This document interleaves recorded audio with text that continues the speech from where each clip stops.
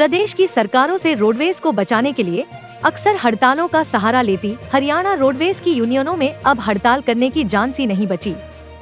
उनको लगता है कि अब हमें थोड़ा फ्लेक्सिबल होने में ही फायदा है। हमारी मांग को अगर सरकार थोड़ा सा पूरा कर दे तो हमें उसी के लिए 2 कदम आगे आकर मान जाना चाहिए। यह बात गोहाना हरियाणा परिवहन कर्मचारी संघ संबंधित भारत मजदूर संघ हवा सिंह महिला प्रदेश महामंत्री ने गोहाना उपकेंद्र की यूनिट गठन के बाद सारिका न्यूज पर कही। देखिए किस किस को क्या क्या जिम्मेदारी दी और किसने क्या कहा। नमस्कार दर्शकों का बहुत बहुत स्वागत है। भाई गोहाना के उपकेंद्र पर हैं, प्रधान जी आए हैं, गोहाना की कार्यकारिणी का गठन किया है। बाबू, सबसे पहले तो आपका स्वागत है मेरे चैनल पर। आपका भी बहुत बहुत स्वागत है। आपके चैनल के सुनने वाले सभी दर्शकों का भी स्वागत है। मैं हवा सिंह महिला प्रदेश महामंत्री भारतीय मजदूर संघ हरियाणा। आज सोनीपत जिला के सब डिपो गोहाना में हमारे जो परिवहन कर्मचारी संघ की एक यूनियन है उसका गठन के लिए आज आए हैं।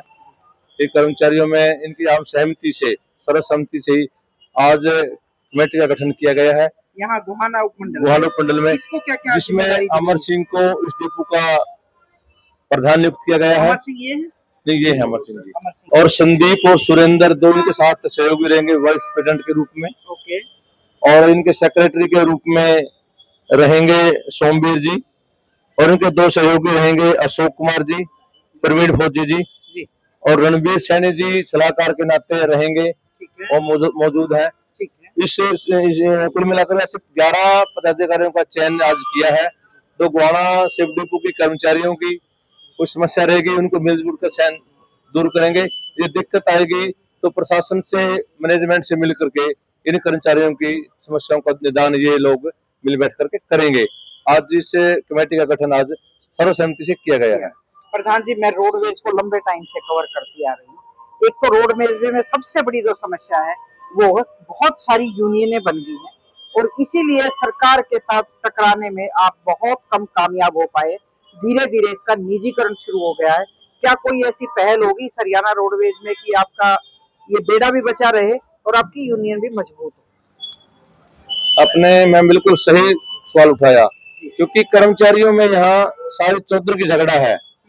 अब एक को प्रधान बना दिया, किसी कारण से कार्य प्रणाली इसकी ठीक नहीं है तो दूसरे को बदल दिया तो वह एक यूनियन नहीं पैदा होगी। इसी कारण से आज 14 यूनियन परिवहन संगठन में है।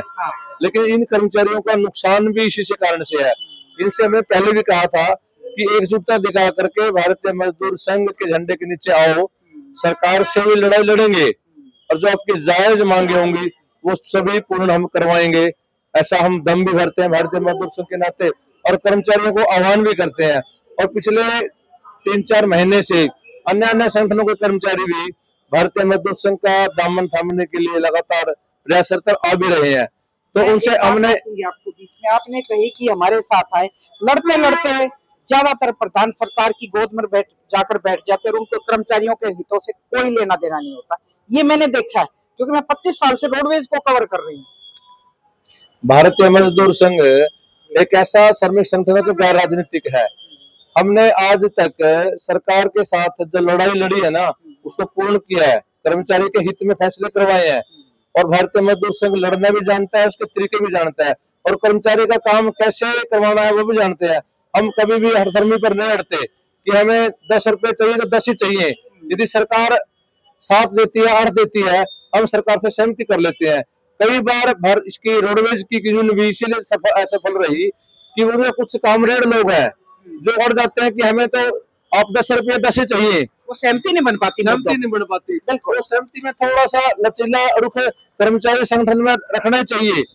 हमें 10 रुपए मांगे, 7 दे दिए, 7 स्वीकार करने चाहिए, 3 रह गए, बाद में लेंगे ना, दोबारा फिर हम अपनी नीति बढ़ाएंगे, हम और डिमांड जोड़ करके दोबारा सरकार के फिर जाएंगे, फिर लड़ाई लड़ेंगे, फिर पाप पूरा करेंगे।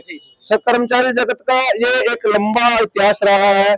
तो जो सरकार मांगती है उससे पूरा नहीं देती, लेकिन जो देती है वो स्वीकार करना चाहिए, वो हाथ पीछे करना चाहिए और दूसरा हाथ फिर बाद में आगे बढ़ाना चाहिए और इन डिमांड लेकर के। बिल्कुल बिल्कुल। मेरा रविंदर सिंह भारतीय मजदूर संघ का प्रधान अम्बाड़ा डिपो का हूँ। जो आपका सवाल है बिल्कुल जायज है। सरकार में ताकत नहीं है कि हमारी मांग को पूरा ना करे। जो हमारी मांग अभी तक भी पूरी नहीं हुई है वो हमारी कमी ही से है। कभी कर्मचारी भाग गए, कभी कोई प्रधान चला गया, कभी हम उसमें बिखर गए, इस वजह से हम अपनी मांगों को पूरा नहीं करवा सके। सरकार हमारी मांग करने के लिए पूर्णतः तैयार है। हमारे को इकट्ठा होके, एक समूह बना के, हमारे को संगठन को इकट्ठा होके अपने मजबूती दिखा के हमारे को संघर्ष करना पड़ेगा।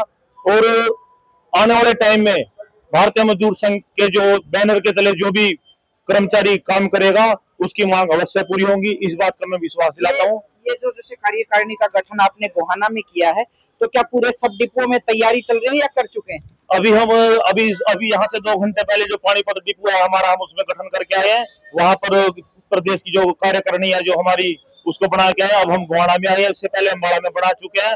अब हमारा आगे रोहतक का जैसे जैसे हमारे को टाइम मिलता जा रहा है लगातार चलने है। उसके बाद हमारी जो स्टेट कमेटी है उसका जो हमारे महामंत्री जी जो हवा सिंह महिला जी है उनका चयन करेंगे, और जो भी हमारे लिए जो फैसला है, हमारी आगे के लिए ड्यूटी लगाई जाएगी, उसके लिए हम पूर्णतः से तैयार है।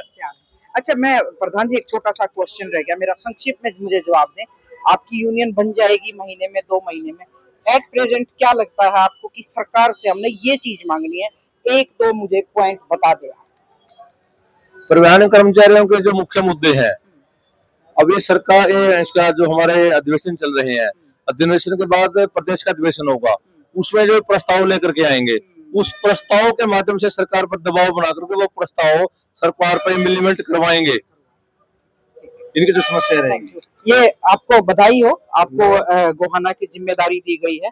तो देखती हूँ मैं, आप कई बार लड़ते हैं, लेकिन जब यहाँ दरी पे जो कुछ मांगों के लिए आप बैठते हैं ना, 2 या 4 रह जाते हैं, तो कुछ और नए लोगों को जोड़ेंगे आप अपने साथ? जी बिल्कुल जरूर जोड़ेंगे, और हम संगठन के साथ कंधे से कंधा मिलाकर काम करेंगे। शायद आप पहली बार जिम्मेदारी मिली है आपको? नहीं, दूसरी बार।